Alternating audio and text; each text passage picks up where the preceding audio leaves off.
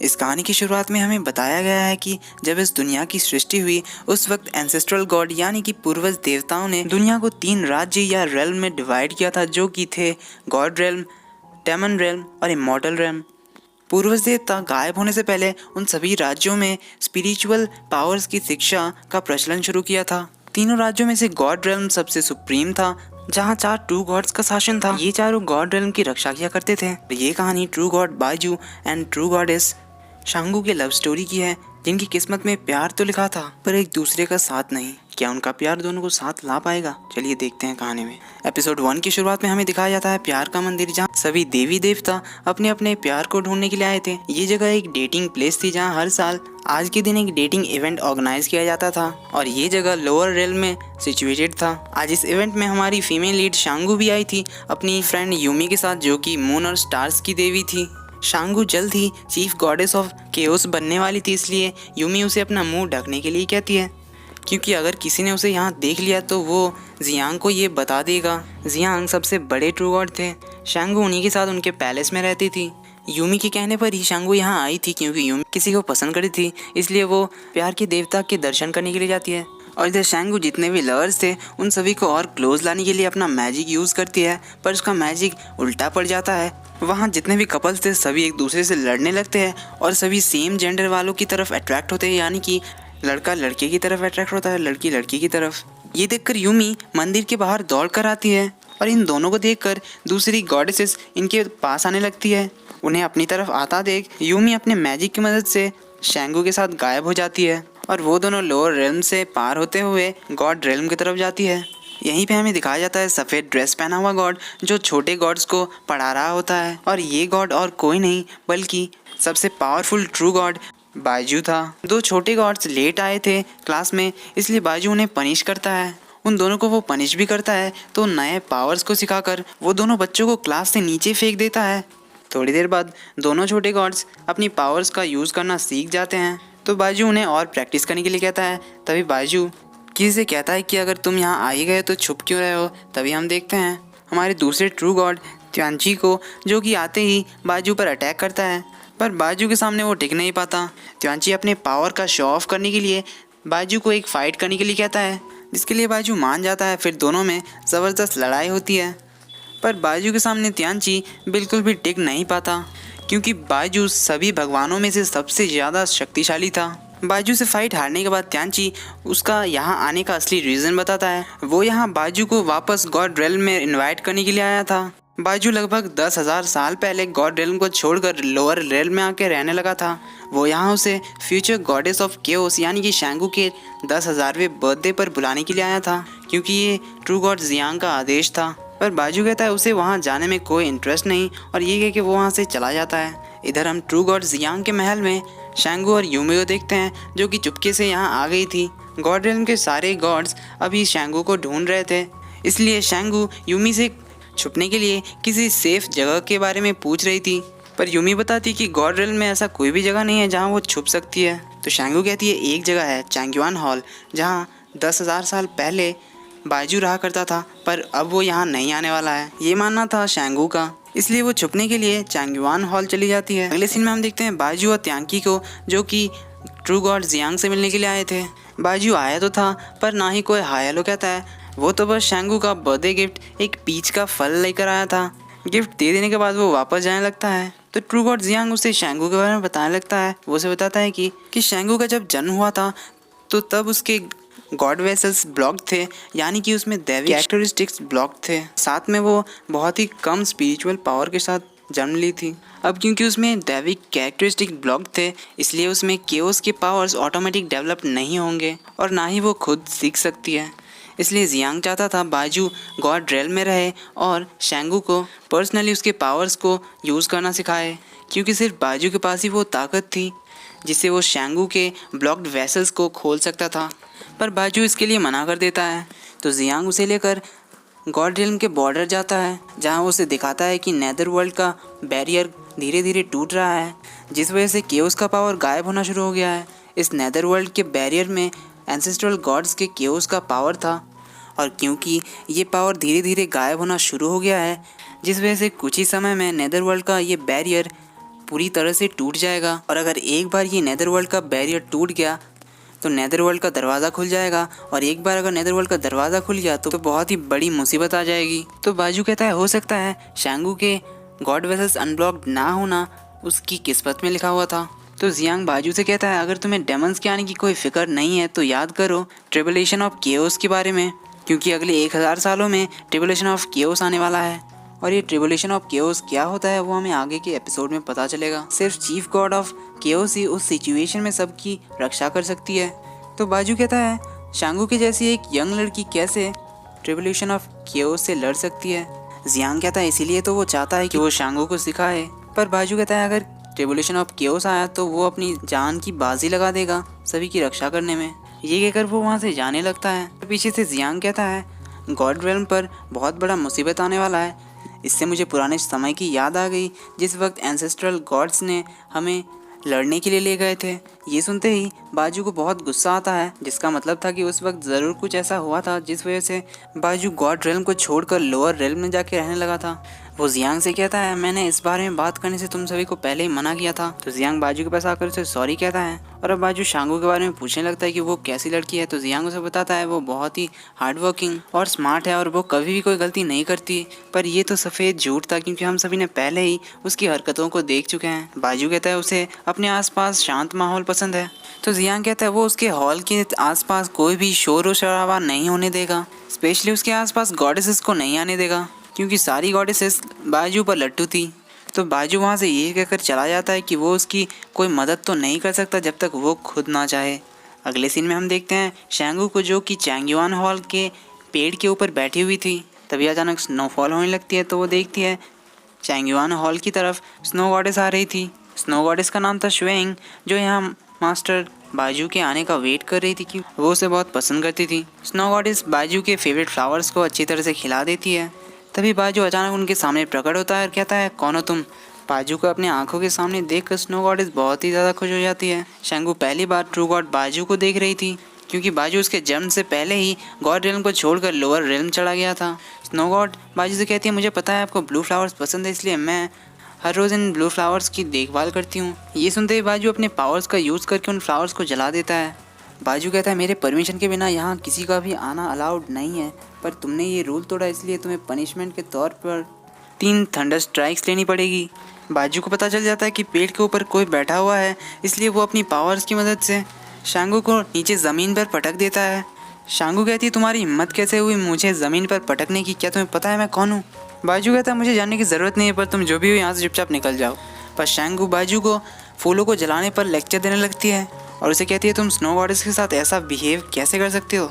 तो बाजू कहता है ये हॉल मेरा है, यहाँ की सारी चीज़ें मेरी है, तो मेरी मर्जी मैं किसी को भी आग लगाऊँ या कुछ भी करूँ। तुम होती कौन हो मुझसे ये सब पूछने वाली। तो अब शांगू अपना इंट्रो देती है। शांगू के बारे में जानने के बाद स्नो गॉडेस अपना सर नीचे झुकाती है। शांगू कहती है तुम चिंता मत करो, मैं तुम्हें इंसाफ दिलाऊंगी। तो बाजू कहता है क्या तुम्हें लगता है, पर इससे पहले तुम ये देख लो। तो बाजू अपना पावर्स का यूज़ करके उसे आज सुबह प्यार के मंदिर का घटना दिखाता है, जिसे देखने के बाद शांगू कहती है वो तो बस गलती से हो गया, वो तो लवर्स में प्यार बढ़ाना चाहती थी पर उसे पता नहीं था कि ये हो जाएगा। तो बाजू कहता है तुमने अपने स्पिरिचुअल पावर का गलत इस्तेमाल किया और प्यार के मंदिर की शांति भंग की। शांगू बाजू को फिर से बुरा भला कहने लगती है। ये सब सुनने के बाद बाजू कहता है तुम्हें ज़रूर त्यांची ने पाल पोस कर बड़ा किया है, इसीलिए तुम में इतनी सारी बैड हैबिट्स हैं। ये कहकर वो शांगू को हवा में लटका देता है और उसे कहता है तुमने सबसे पहले तो प्यार के मंदिर की शांति भंग की और ऊपर से वहाँ से भाग भी आई, इसलिए तुम्हें 10 थंडर स्ट्राइक्स का पनिशमेंट दिया जाएगा। और वैसे जियांग ने मुझे तुम्हारा टीचर अपॉइंट किया है, उसने तो मुझसे ये भी कहा था कि तुम कभी हार नहीं मानती और बहुत ही हार्ड वर्किंग हो, तो मैं आशा करता हूँ कि तुम उनका सर नीचे नहीं झुकाओगी और इसलिए मैंने तुम्हें उनकी तरफ से पनिश किया। ये कहकर बाजू उसे चैंगयुआन हॉल के बाहर फेंक देता है। तो चैंगयुआन हॉल के बाहर वो बाजू का नाम लेकर चिल्ला कर कहती है बाजू तुझे तो मैंने नहीं छोड़ने वाली हूँ और तुझे मैं दिखा कर रहूँगी कि गॉड रेल्म पर कौन राज करता है। शांगू अपने महल में वापस आकर यूमी से अपनी इस बेइज्जती का बदला लेने के लिए कहती है। तो यूमी तो उसे साफ साफ मना कर देती है क्योंकि बाजू से ना ही वो लड़ पाती ना ही और कोई दूसरा गॉड उसका सामना कर पाता क्योंकि वो सबसे पावरफुल गॉड था। तो शांगू नाराज़ होकर लेट जाती है। यूमी ट्रू गॉड जियांग को बुला कर लाती है। जियांग शांगू से उसके इस हालत के बारे में पूछता है और उसकी ये हालत किसने की पूछता है। शांगू कहती है बाजू के अलावा और कौन हो सकता है। शांगू जियांग से बाजू को गॉड रियल्म से बाहर निकालने के लिए कहती है, पर जियांग भी क्या कर सकता था क्योंकि बाजू तो सबसे ज़्यादा ताकतवर था और वो भी एक ट्रू गॉड था। इसलिए जियांग शांगू से कहता है वो उसे लड़ तो नहीं सकता। शांगू जियांग से बहुत रिक्वेस्ट करने लगती है, पर जियांग कर भी क्या सकता था। वो शांगू को मनाने की कोशिश करता है पर शांगू नहीं मानती। तो जियांग उसे कहता है तुम अपने आप को इम्प्रूव कर सकती हो, तुम अगर पावर ऑफ केओस को मास्टर कर लो और एक बार तुम चीफ गॉड ऑफ केओस बन गई और instruction feather of chief God को कंट्रोल कर ली तो फिर तुम ना ही सिर्फ उसे एक्सपेल कर सकती हो बल्कि तुम उसके साथ कुछ भी कर सकती हो। उसे तुम जो चाहे पनिशमेंट दे सकती हो और उससे जो चाहे वो काम करवा सकती हो। पर शांगू कहती है ये इतनी जल्दी तो वो नहीं कर सकती। जियांग कहता है इसीलिए तुम उसकी सारी स्किल्स को सीख लो और जब तुम उसकी सारी स्किल्स को सीख जाओगे तो तुम तुरंत उसे एक्सपेल कर देना। तो शांगू अब बाजू से सीखने के लिए तैयार हो गई। तो अगले दिन शांगू अपने पूरे पलटन के साथ चैंगवान हॉल के बाहर पहुंचती है और वहां चीफ गॉडेस की तरह बैठकर अब सेवा का आनंद ले रही थी।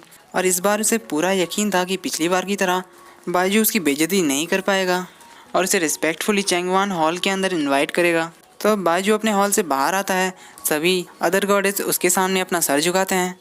ये देखकर शांगू उन सभी गॉडेसेस को कहते हैं अपने सर उठाने और उन्हें कहती है तुम्हें इसके सामने सर झुकाने की कोई ज़रूरत नहीं है। शांगू बाजू के पास जाती है और उसे हंसते हुए कहती है मैं यहाँ आपसे स्किल सीखने आई हूँ मास्टर बाजू, प्लीज़ मुझे सिखाइए। क्योंकि जियांग ने मुझे कहा कि आपने उसे प्रॉमिस किया था कि आप मुझे सिखाएंगे और एक असली गॉड कभी अपना प्रॉमिस नहीं तोड़ता। तो बाजू कहता है मैं तुम्हें सिखाऊंगा पर उससे पहले मेरी 3 कंडीशंस हैं। तो शांगू कहती है मैं 3 क्या पूरे 30 कंडीशंस को मानने के लिए तैयार हूँ। बाजू अपने पहले कंडीशन में शांगू को अपना चीफ गॉडेस का रोग उतारने के लिए कहता है क्योंकि उसके सामने वो बस एक स्टूडेंट है जो उसके पास शिक्षा प्राप्त करने के लिए आई है और जब तक वो इस हॉल में रहेगी तब तक उसे प्लेन कपड़ों में ही रहना पड़ेगा, जिसके लिए शांगू मान जाती है। तो बाजू अपने मैजिक से उसके चीफ गॉडेस के ड्रेस को एक प्लेन कपड़ों में बदल देता है और अपने दूसरे कंडीशन में वो उसके जितने भी सारे सजने संवरने की चीज़ें थी, जितने भी उसके मेकअप शेकअप थे, सभी को वो उसे डिस्ट्रॉय करने के लिए कहता है। और इसके लिए भी शांगू अपने दिल पर पत्थर रखकर मान जाती है क्योंकि अब उसका एक ही लक्ष्य था बाजू से अपने बेइज्जती का बदला लेना। एक बार वो उसके सारे स्किल्स सीख जाए उसके बाद वो बाजू का बैंड बजाएगी। तो बाजू अब उसे अपने हॉल के अंदर बुलाता है। शांगू उसके पीछे पीछे चली जाती है। बाजू सबसे पहले उसे पूछता है कि क्या तुम मुझसे सीखने के लिए सिंसियर हो। तो शांगू कहती है वो एकदम सिंसियर है, पर मन ही मन वो उसे कोसने लगती है और मन ही मन उसे कहती है एक बार मैं चीफ गॉडेस बन गई इसके बाद तो तुझे मैं टॉर्चर इतना करूँगी कि तेरी हालत ख़राब हो जाएगी। पर शांगू को पता नहीं था कि बाजू उसका माइंड रीड कर रहा है। तो शांगू उसे अब झूठ मूठ का सैल्यूट करती है और उसे फिर से मन ही मन कोसने लगती है। तो बाजू कहता है तुम कह तो रही हो तुम मेरी रिस्पेक्ट करती हो, पर दिल से तो तुम मुझे बुरा वाला कह रही हो। क्या तुम्हें ये बेशर्मी नहीं लगती? और तुम्हारी इन सभी हरकतों को देख कर तो लगता है कि यही तुम्हारी असली पावर है और जिसका मैं वेट कर रहा हूँ, तुम्हारे चीफ गॉडेस बनने का और मुझे पनिश करने का, और फिर तुम मुझे फिर जितना चाहे टॉर्चर कर सकती हो। ये सब वो उसे चिढ़ाने के लिए कहता है और उसकी स्पिरिचुअल पावर को सील कर देता है और उसे कहता है अपनी उन थोड़ी सी पावर्स के बारे में भूल जाओ और अब तुम मेरे से सीखने वाली हो, इसलिए तुम्हें मेरे सारे रूल्स फॉलो करने पड़ेंगे। और बाजू उसे कल टाइमली सुबह आने के लिए कहता है। तो अगले दिन शांगू चैंगवान हॉल पहुंचती है जहां बाजू का एक दूसरा शिष्य उसे झाड़ू के काम पर लगा देता है और अपने इस बेइज्जती का बदला लेने के लिए वो बाजू के कमरे में जाकर उसके चीज़ों के साथ तोड़फोड़ करती है। थोड़ी देर बाद बाजू वहाँ आता है और वो उसे बुलाकर एक दूसरे कमरे में ले जाता है जहाँ वो उससे तीनों रियल्म्स के बारे में पूछता है जिसके बारे में वो बहुत ही अच्छी तरह से जानती थी, इसलिए इसका जवाब वो आसानी से उसे दे देती है। तो बाजू उसे कहता है अगर तुम आज का एग्ज़ाम पास कर गई तो वो उसे अच्छी तरह से फॉर्मली सिखाना शुरू करेगा। तो बाजू अब उसे रेड ब्लड फॉरेस्ट का मैप दिखाता है जहाँ टाइगर्स डायमंड्स रहते हैं। उस जगह पर स्पिरिचुअल पावर बहुत ही कम है, इसलिए उन गॉड्स के पास ज़्यादा पावर्स नहीं होती और नए पावर्स के बारे में सीख भी नहीं पाते, जिससे वो सारे गॉड्स बहुत परेशान हैं। अगर शांगू उन सभी गॉड्स के चेहरे पर मुस्कान ला पाई तो वो ये एग्ज़ाम पास कर जाएगी। तो शांगू कहती है वो ये कैसे कर सकती, वो तो किसी के इमोशंस को चेंज नहीं कर सकती है। तो बाजू कहता है तुम होने वाली चीफ गॉडेस हो तो तुम्हें अपनी प्रजा को खुश रखना आना चाहिए, और अगर ये तुम नहीं कर सकती तो तुम इतनी बड़ी responsibility chief goddess of chaos की जिम्मेदारी कैसे उठा पाओगी, और अगर ये काम तुम्हें बहुत ज़्यादा डिफ़िकल्ट लग रहा है तो मैं तुम्हें ईजी काम दे सकता हूँ।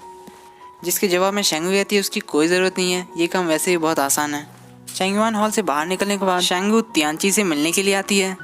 कल शेंगू का बर्थडे था, इसलिए तियानची उसे बर्थडे पार्टी ऑर्गेनाइज करने की बात करता है। यहाँ हमें पता चलता है कि ट्रू गॉड तियानची डेमंस का गॉड है, इसलिए शेंगू तियानची से पूछती है कि डेमंस को कैसे खुश किया जा सकता है। तो तियानची कहता है डेमंस बहुत ही स्ट्रेट फॉरवर्ड और लॉयल होते हैं, इसलिए अगर उन्हें कोई सिंसियरली केयर करे तो उन्हें अच्छा लगता है।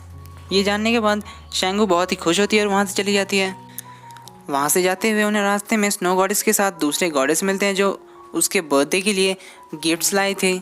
सभी गॉडेसेस ने शेंगू के बर्थडे के लिए बहुत सारे ज्वेलरीज लाए थे जो शेंगू को भी बहुत पसंद आते हैं। तो शेंगू उन सभी से पूछती है कि बताओ तुम्हें मुझसे क्या चाहिए। तो सभी गॉडेसेस कहती हैं उन्हें एक बार बस चैंगवान हॉल के अंदर जाना है, क्योंकि वो सारे गॉडेसेस बाजू को बहुत ही ज़्यादा पसंद करते थे और वहाँ किसी का जाना अलाउड नहीं था। पर अब क्योंकि शेंगू बाजू से शिक्षा ग्रहण कर रही थी, इसलिए वो चाहे तो उन्हें अंदर ले जा सकती है। तो शेंगू सभी गॉडेसेस को कहती है तुम लोगों को कैसे वो निर्दयी गॉड पसंद आ गया, पर कोई बात नहीं, मैं कुछ सोचती हूँ। थोड़ा सोचने के बाद उसे आइडिया आता है और वो मुस्कुराने लगती है और यहीं पे एपिसोड 1 ख़त्म हो जाता है। सो बाजू और शेंगू की लव स्टोरी कैसी होगी देखने के लिए अभी तक अगर आपने हमारे चैनल को सब्सक्राइब नहीं किया तो जल्दी से कर लीजिए और नोटिफिकेशन बेल आइकन को भी प्रेस कर दीजिए ताकि आपसे कोई आने वाले वीडियोस के नोटिफिकेशंस मिस ना हो।